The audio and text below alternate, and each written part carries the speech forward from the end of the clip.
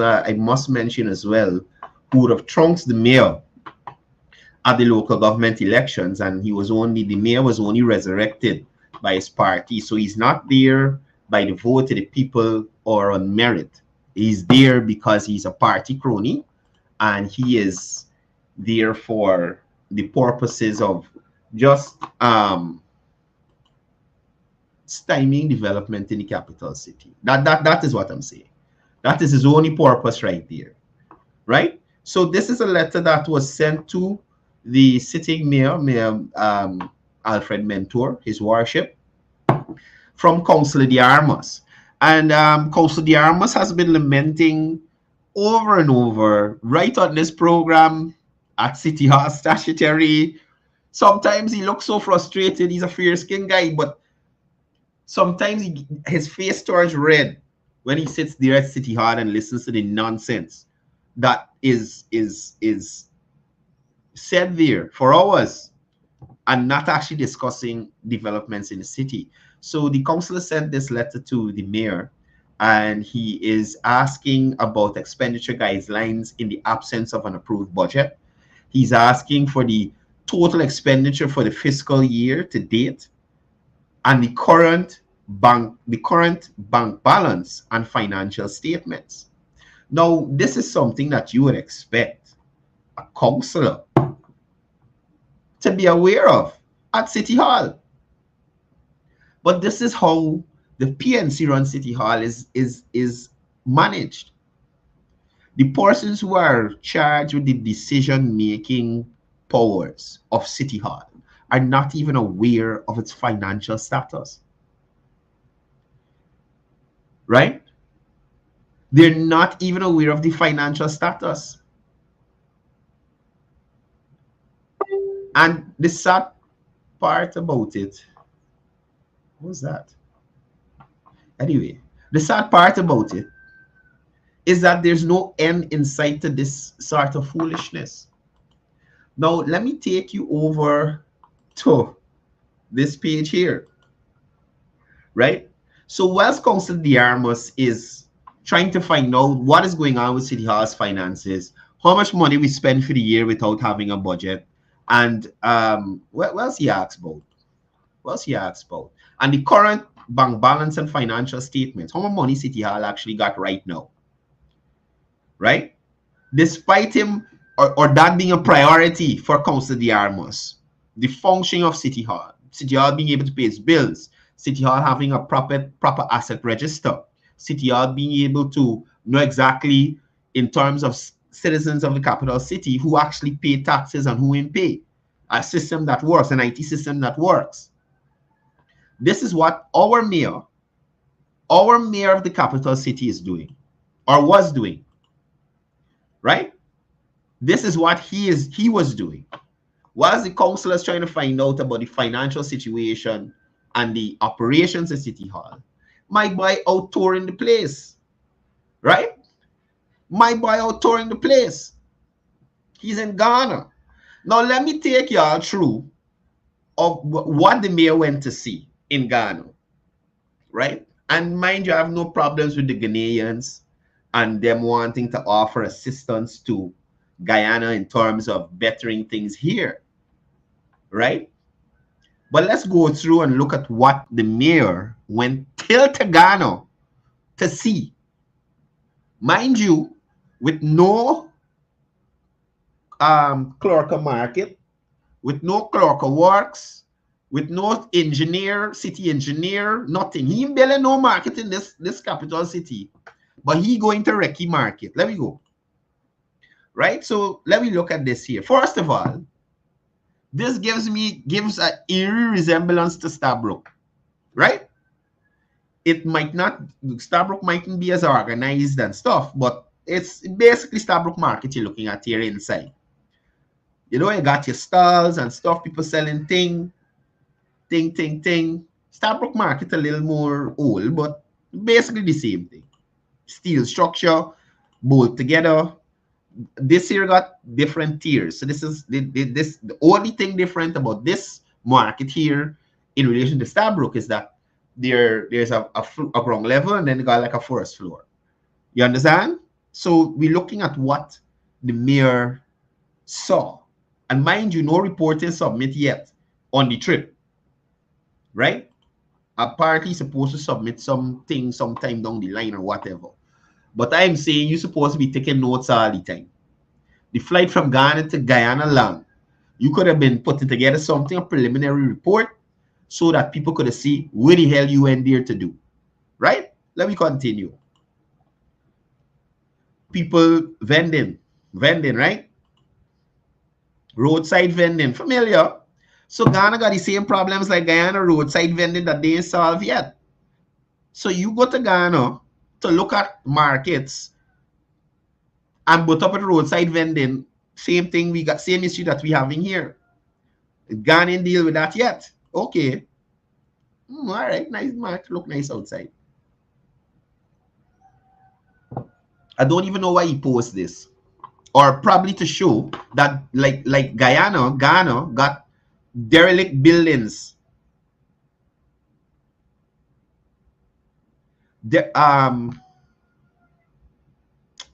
Sorry, I'm looking at the comments and I get thrown off. So the mayor posts this photo here to draw a contrast between the Forest Federation building in Georgetown and a Forest Federation building there in Ghana. Right? Gita, I'm gonna get down to who pay for the trip. Hold on. Right? So clearly in Ghana, they got derelict buildings that probably their city council is ignoring, like the Forest Federation building that got the city looking trashy. So okay, we see the contrast, Mr. Mayor. Where they got minibus, two more roadside vending.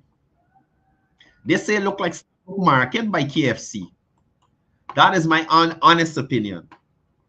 Right? That is my honest. This look like Stabrook Market by KFC. KFC. Stabrook Square there. You understand? Or you could say this is Water Street. When you turn by KFC, you're going down Water Street.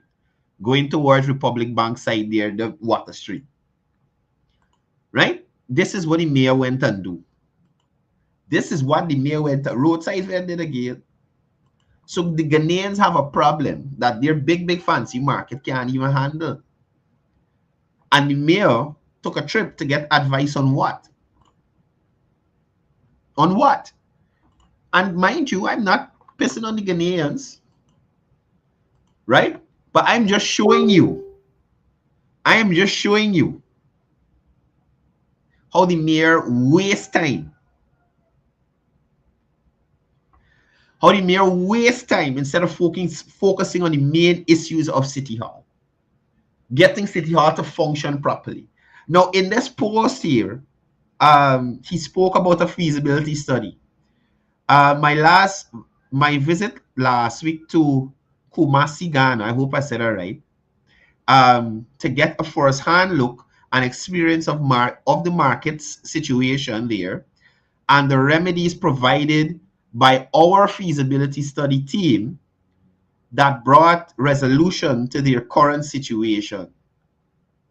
What?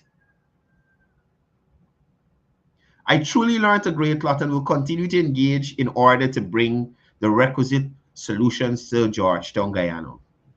This thing confusing me, right? This confusing me. He's saying to have a first-hand look and experience of the market situation there and the remedies provided by our feasibility study. Who feasibility study?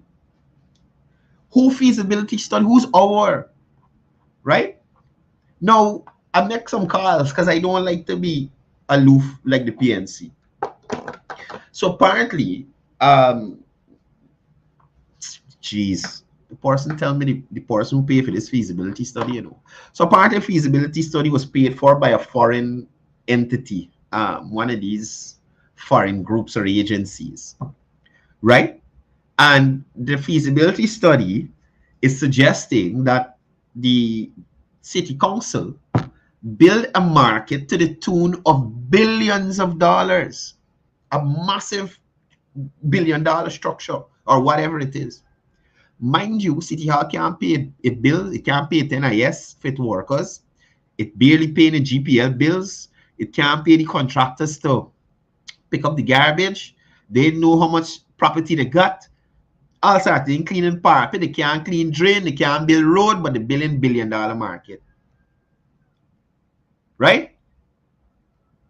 And I just want to give you all a little more look at what the mayor focus on. Right? His Worship the Mayor, on a follow-up visit regarding our feasibility study on our markets, is collaborating with its partner and is currently on Ghana work duties. Who work duties? Who's Your Worship is currently traveling to Accra, from Accra to Kumasi for a visit to markets development there to bring similar works and transformation development to our capital city. Right? So it's all about the hype. Fly Africa. Up. Up. You see what Mayor focus on? Up. Up. FlyAfricaWorld.com. Up. That's what the mayor there put. Palavering himself about the place like a blasted fool instead of fixing City Hall. He got to let the world know he in Africa doing nothing. Literally doing nothing. Can't respond to Councillor Diarma's letter. But traipsing himself around the place, making himself a blasted fool. That is to show you the difference between a PNC councillor and a PDP councillor. They have no time with the capital city. None whatsoever. Right? None whatsoever. So I am honestly awaiting a copy of that report from Ghana on the markets. Let's see what the mayor has to tell us. And let's see how he's going to fund this massive market project that he was talking about and getting that whatever. I don't know we good it to do. I don't know we good it to do. Mind you, the trip is funded by the company who's supposed to who was suggested to build a similar structure there in Ghana. I am saying they got Guyanese companies that could build the same steel frame structure. They got them doing it right now. And Mr. Mayor, for you to go all the way to Ghana just to see that, I think it was a waste of your time. Your focus should be fixing your own fence, mending your fence, sir. Your fence missing quite a few peeling staves. And you need to focus on that. Not running around the place and making yourself a fool. And now that you're back, I hope the deputy mayor get her trip, because you might want to take back the trip that you wrote the council saying that you sending the deputy mayor on some trip somewhere to do some worries. Focus on the task at hand, managing City Hall,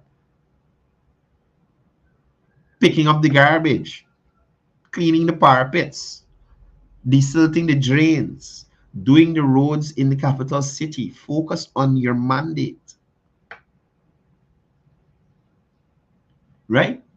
Having building inspectors that don't go and, you know, subvert the system. Focus on that. Trouble.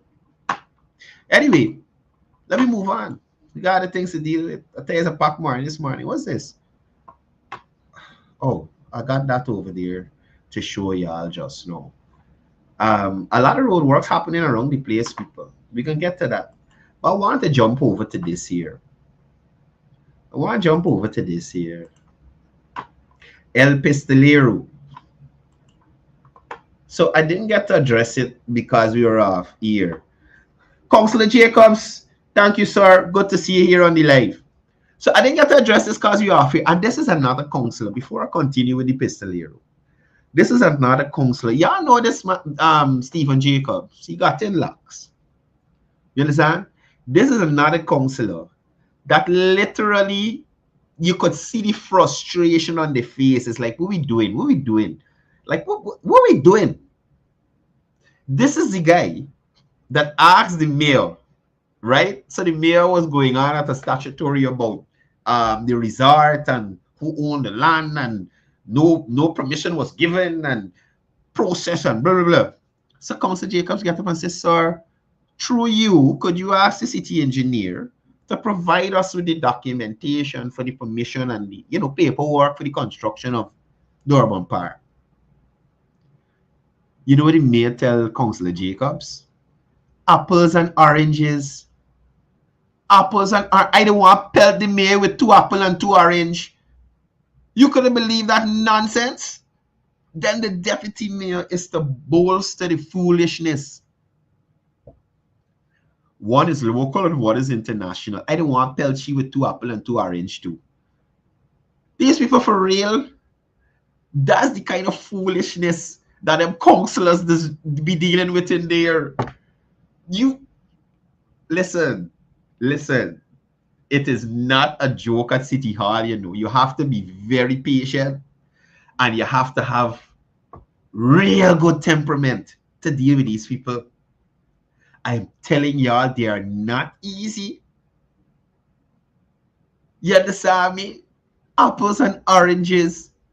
I vex Kitty Market close. I can go downstairs and buy some apples and oranges and start pelt this man. Or not me, give one of the councillors a pelty. I visit him, I'm not a councillor. But you just want to pelt the boy. Bear stupidness. Oh my goodness. Anyway, let me move on to some bathroom blunders. The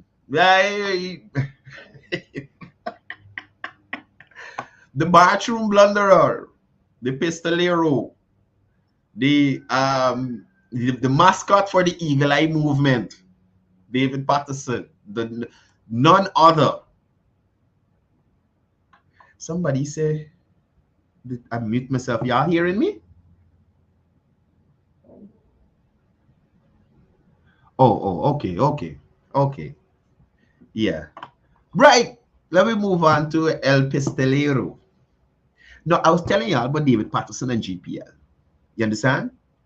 And I didn't want to mix the GPL matter because he got scandal all over. So just let me remind you, the scales we never get for the Demerara Harbor Bridge, the money that go into his account that they already pay for the trip, personal account, Mr. Bangles and Bracelets, David Patterson is an example of what no politician should be like. You understand?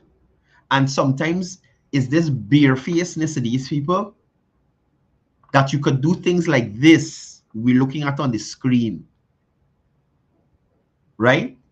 And then play you going to represent people around the place and talking about corruption and ethics and good leadership and good governance. And look at you.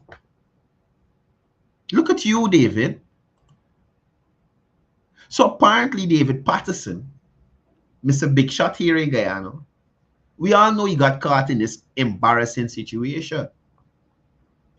Now David decided to relieve himself in public, right in front of a security guard.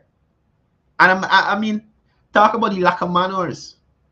Even with people, I pee on the road already, I ain't gonna lie.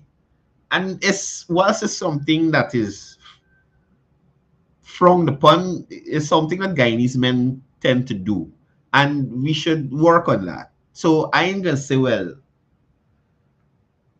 I am absolved of all, I can't be cited as a person who has done this, right? But, oh gosh, even if as a man you go in and pee in a car and a thing, you just store yourself, you hide yourself, you just look for a spot where, you know, nobody in there, or, you know, and do a thing. But for you to stand up in front of a man blatantly, right, and decide you're going to pull out and whiz down the place, it's completely disrespectful to the gentleman and to the persons who own that operation there, right? The poor security guard now had to go to court to deal with this mess. He testified that Patterson was the culprit, the pistolero. It was indeed the pistolero, Your Honor. I saw him. Your Honor, he's sitting right there in the courtroom. That is the guy there. I know him from his stutter. I know him from his stature, see face. You understand me? So the security identified this man. On top of that, what is on your screen is a freeze frame of CCTV footage backing up the security story.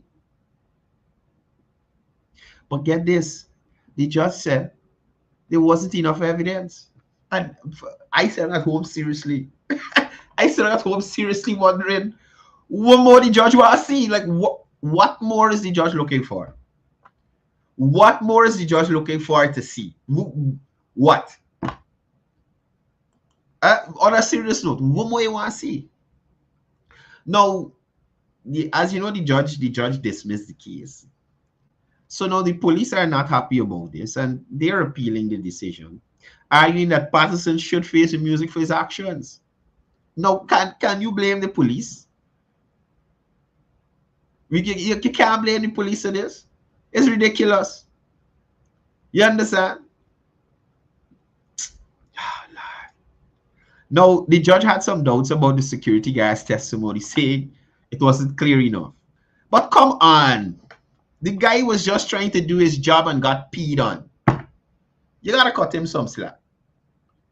That man go to work not expecting somebody to pull out the wood and piss in front of him. You understand? Now, the whole debacle doesn't exactly paint Patterson in the best light.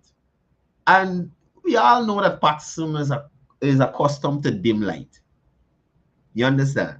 With all the scandals and the accusations that have been leveled against him. And currently he's in court for some of his actions whilst in public office. You understand? Now, the whole debacle doesn't exactly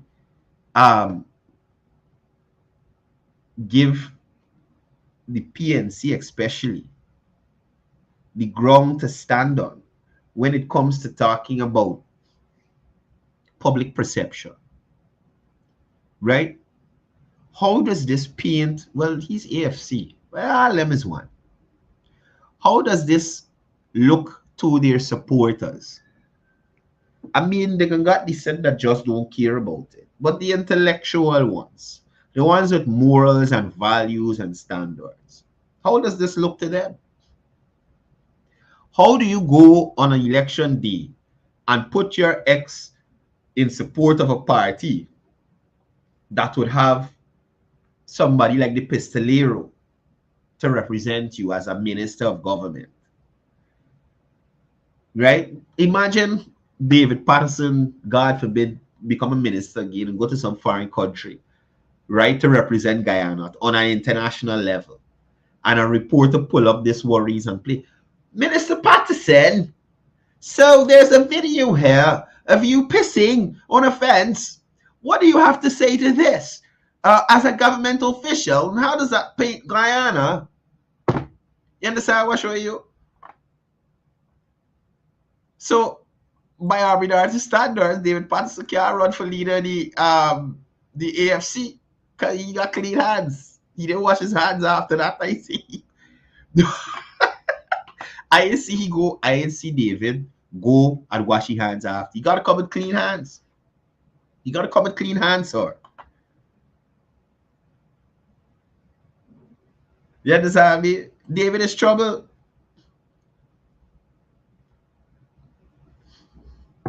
No, hopefully the appeal will set things straight and hold El Pistolero accountable for his actions. Everyone deserves a fair trial. But let's not let anyone off the hook for public indecency. At the end of the day, it's just not cool. It's just not cool. And also, I am hoping that this here encourages David to look for bathrooms, look for restrooms. You understand? Any place you going to drink, David, got restroom. Or if you're going to places to drink that don't have restrooms, call Gita and find out where she goes. And you gonna get a you gonna find a place with a restroom. Call Gita, right? Where Gita goes got restrooms. They got restrooms. Oh my goodness. Folks, listen. This is what's going on in Bartica, people. Right? This is what's going on in Bartica. This is the access road to that point here. Works moving apace up there. Quite a few roads under construction in the Bartica area. I think this one is almost completed. That point is an indigenous community in Region 7.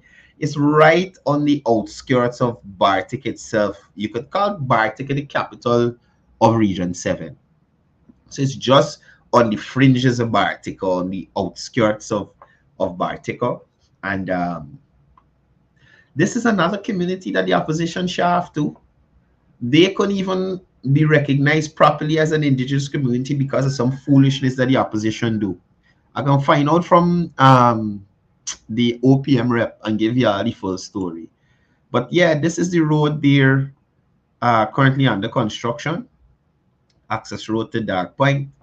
And they're doing bridges and everything so that these people could get around easily.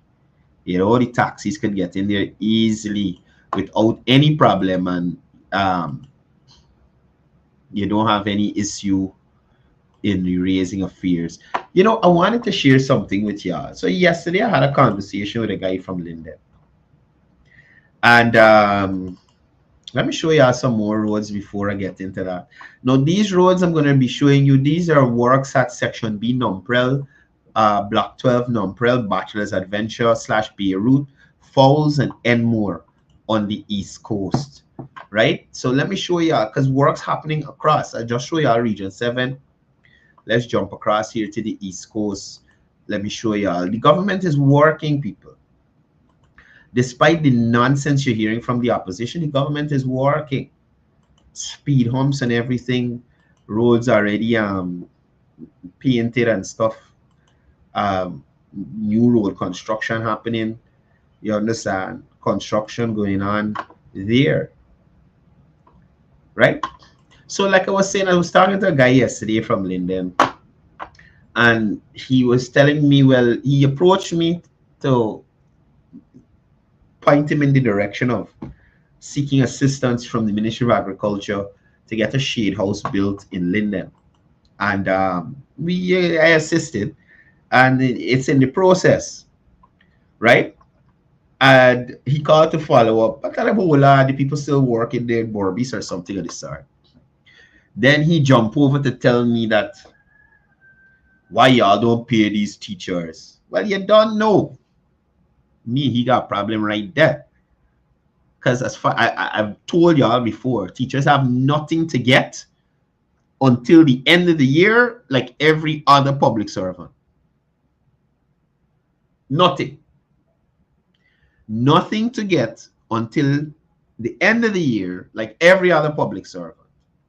Oh, mind you, something else I wanted to show y'all. But let me continue my conversation. So the guy now, a PNC supporter, telling me that the government should introduce price control, right? And I must go to suggest to the government that they put price control in the next budget. So I was like, sir, why you didn't suggest this to the last government? European see, man, why you didn't suggest this to them? You understand? Because the price is so high, and I said, sir, 𝒐𝒊𝒏𝒂𝒊𝒈𝒆𝒏 is your representative in the National Assembly. You got 𝒐𝒊𝒏𝒂𝒊𝒘𝒠 from Linden in the National Assembly. Arby Norton got Pigpen in Linden. He in the National Assembly. Right? Why you ain't go to them, let them raise it in the National Assembly to the government? You sending me to tell the government about price control? How are you determining what people think worth? So I gave him the example. I said, if you got a teddy bear and you value this teddy bear at $1 million, so this teddy bear, strip a teddy bear, no fancy teddy bear, but to you, you will value this teddy bear at $1 million, right? How I now gonna come and tell you how much your teddy bear should cost? It's up to me to know whether I want this $1 million stripping from you. It's up to me as a consumer to decide whether I'm going to purchase that at that price from you. So I asked him, I said, could you identify any other country that implementing price control like you're talking about? No, we could be the forest. I said, you clearly, you're one of them surviving Bornamites. You understand me? He want the government to dictate to the private sector how to sell the things. Then he gave an example of the 𝒏𝒐𝒕𝒆 bridge crossing, and the fact that, and this is his reason for the increase in salaries for teachers in Linden. So he said that the bridge there, because of the time it takes, because you remember it's one lane.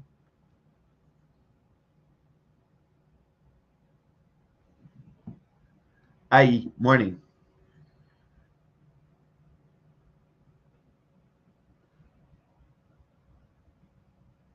Yeah, because it's one lane. The car drivers raising the fee to go back and forth. So people are paying more, so the government should raise the salaries.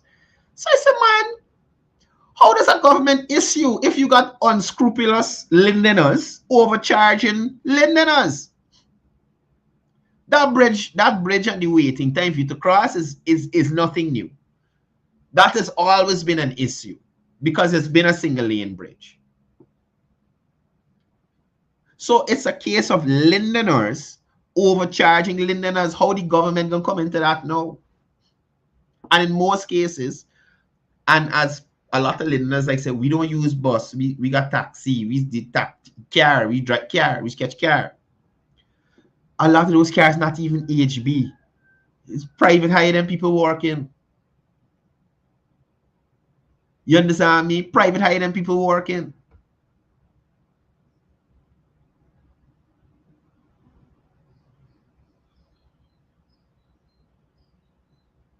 So that's not the government's fault. He went on to talk about prices in the market for greens and this and that.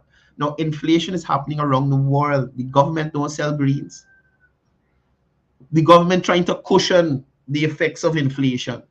Now, if you have unscrupulous Lindeners and unscrupulous Guyanese who will take advantage, now, like I said, I've explained over and over on this program, if a wholesaler comes to the market, right?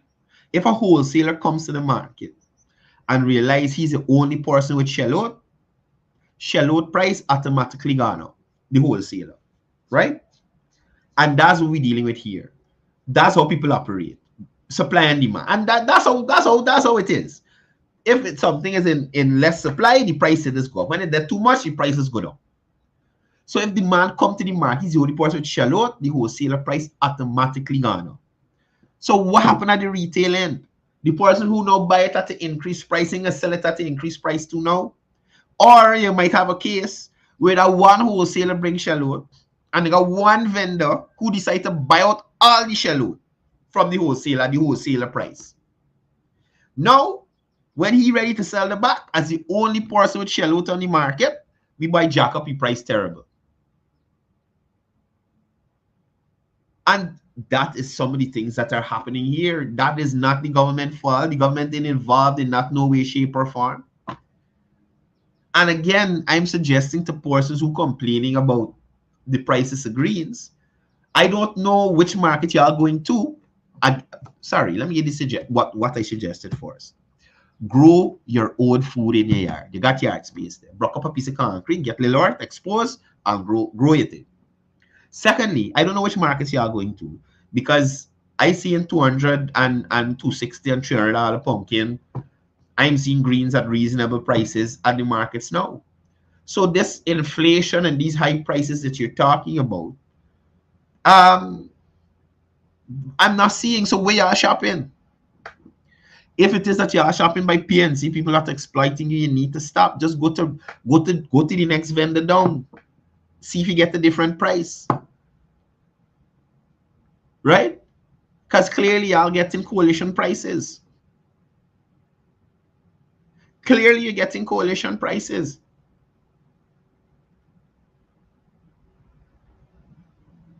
Some of the things that people tend to want to blame the government for, the government is not involved in no way, shape, or form. So yesterday again, talking to another guy, he's asking about his house lot in where? Diamond somewhere in Diamond. He applied for the house lot, he paid for it, he waiting to go and identify. Right? So he's saying, man, it's taking long and this and that. Now, I put a scenario to him. I said, man, listen. So the government decide to open up a space to create a housing scheme. The government does not go to these places and literally take the ministry employees and build these things. It is contracted out for somebody to clear the land, put in the road network, dig out the drains, put in culvert, and do infrastructural works. Now, if there is a case where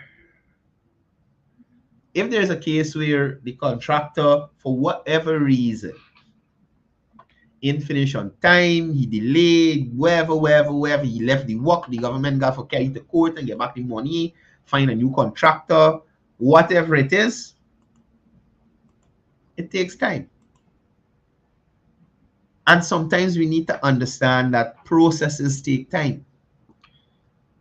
I suggested to him that he should be a little happy because you're further along in the process than other people. They got people who just got the acknowledgement letter still. You don't pay for your house lot, you got a receipt. All you gotta do now is the people call you to identify.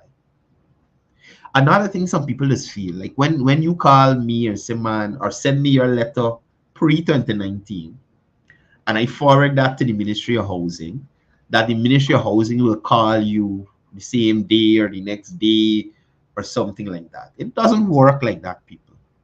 The ministry is not going to give out a house lot to one person. Well, just give out a house lot to one person, but I'm talking about to say, well, pull you out and just give you a house lot because you call somebody and they send the letter. Once you fall within that 2019 period that they're dealing with, they're trying to expedite your application. But it all depends on the availability of house lots, what you apply for, whether it's a low income, middle income, or high income, young professional. They got so many other variables in there, right? But remigrant, whatever it is. So I am hoping that persons and programs like this help to make persons aware that despite what you think the process is, in most cases it's not. And it's not a case where things are just handed out to persons like that, right? At least not in this administration. And that is what is important for us to remember when we are, you know, dealing with these government agencies and asking people to help you along the line in terms of what you're trying to accomplish, right? Yeah. So guys, we went a little over time today, and we shall do so until we make up. I see people done telling me I owe them time and all kind of thing. It was good being here with you guys this morning. Y'all go out and be productive guides as usual. And always remember that your government is working for you, especially this administration. It wasn't in the last administration. They were working for themselves. Granger et al. Working for themselves under the Irfanani-led PPPC administration, and I dare say all the PPPC administrations. The times when you see transformational projects and transformational development in this country is under the tenure of the PPP, right? There's nothing that the PNC could show you in terms of legacy and longevity other than the bumpy, lumpy Linden Sues like highway, right? There's nothing else that they can show you. Schemes, schools built across this region, roads, hotels, hospitals, health centers, health posts, health hut, training under the PPP. And that's what we need to remember. The end of the day, under PPP administration, at the end of any PPP administration, you could take your hand and reach out and touch something and say, hey, this is how I've benefited. Or you could say to somebody, this is how I've benefited. Too many people I've asked who support the coalition, how have you benefited? How have you benefited? And they have no answer. Anyway, guys, I'm gone. As I always tell you before I go, it's all about peace. It's all about love. And importantly, it's about one Guyana. Y'all take care. See y'all here tomorrow. Same time, same place. Ds𝒆𝒂𝒊𝒔𝒄𝒍𝒂𝒊𝒕